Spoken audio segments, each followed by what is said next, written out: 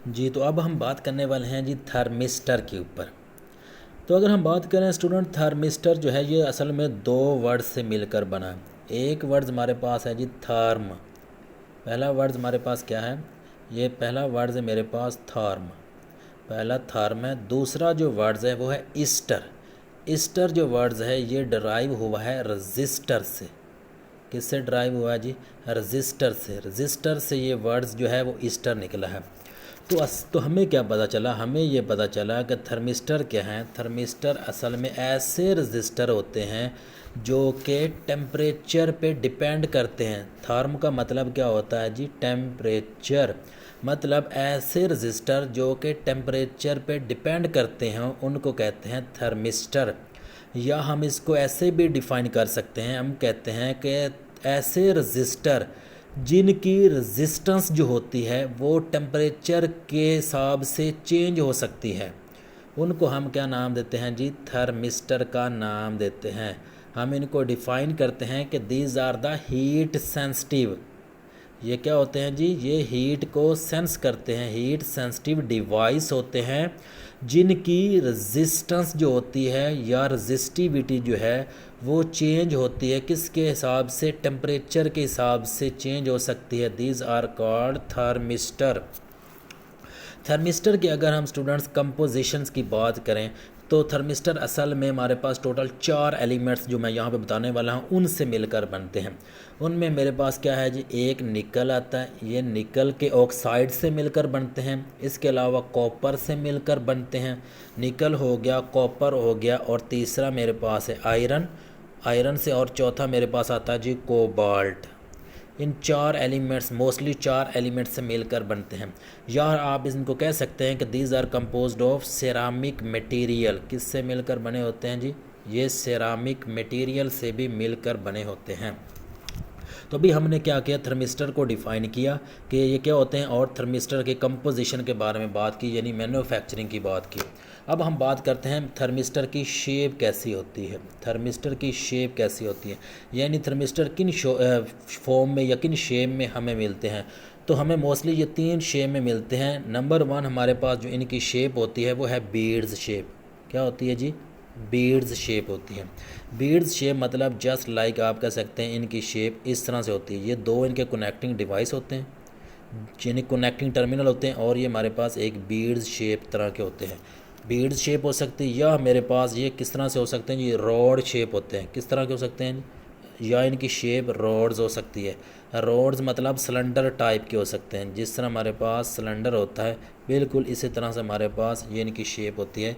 तो beads shape हो सकते हैं, रॉड शेप हो सकते हैं, और तीसरा मेरे पास क्या है? ये डिस्क शेप भी हो सकते हैं। किस शेप में हो सकते हैं जी?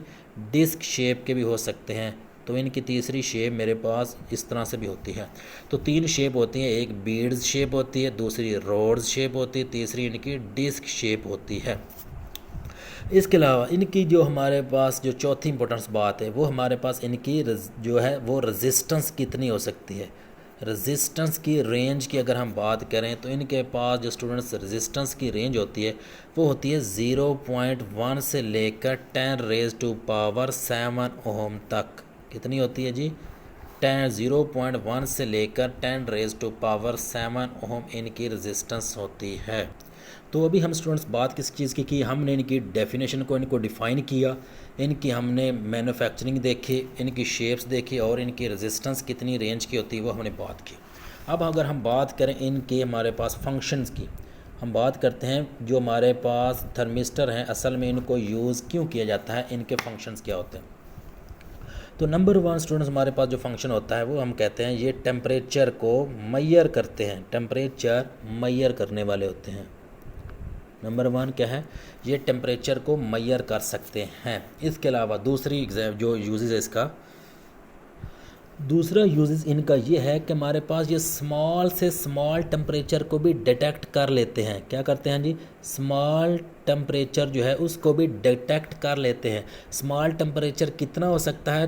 10⁻³ सेल्सियस।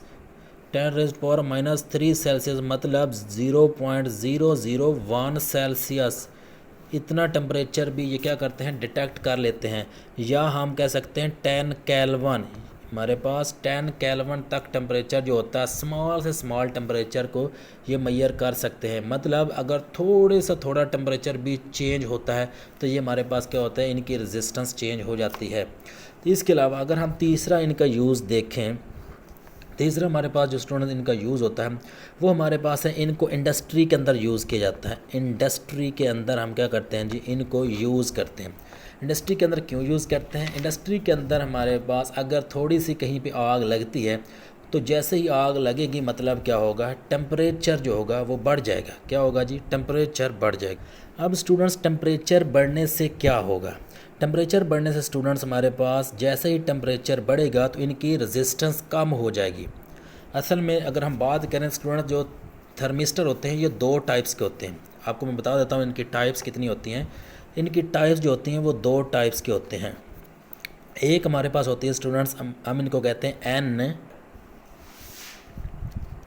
इसके अलावा हमारे पास जो 4th यूज़ होता है थर्मिस्टर का वो ये होता है कि ये टीवी जो होता है हमारे पास, टीवी की जो स्क्रीन होती है, टीवी की जो हमारे पास स्क्रीन होती है उसके अंदर हमें पता क्या लगा होता है, फिलामेंट लगा होता है। उस फिलामेंट को ये क्या करता है, उसको प्रिवेंट करता है, उसको सेफ गार्ड करता है। तो हमारे पास इसका टीवी के अंदर यूज़ होता है। और इसके अलावा 5th अगर हम टाइप्स की बात करें तो ये एक्ट करता है हमारे पास वोल्टेज स्टेबलाइजेशन के तौर पर भी। ये वोल्टेज को स्टेबलाइज भी करता है, वोल्टेज स्टेबलाइज़र भी यूज़ होता है। और इसके अलावा 6th हमारे पास क्या होता है, 6 हम कहते हैं ये प्रोटेक्ट करता है किस चीज़ को जी, ये प्रोटेक्शन प्रोवाइड करता है किसको, वाइंडिंग्स ऑफ, जो हम यूज़ करते हैं वाइंडिंग वगैरह किसकी भला, आप कह सकते हैं मोटर की वाइंडिंग वगैरह हो सकती है, जनरेटर की जो वाइंडिंग होती है उनको प्रोटेक्ट करने के लिए भी हम क्या करते हैं जी, थर्मिस्टर को ही यूज़ करते हैं। तो आज हमने थर्मिस्टर की बात की। नेक्स्ट वीडियो में आपको सेमीकंडक्टर का बताता हूँ।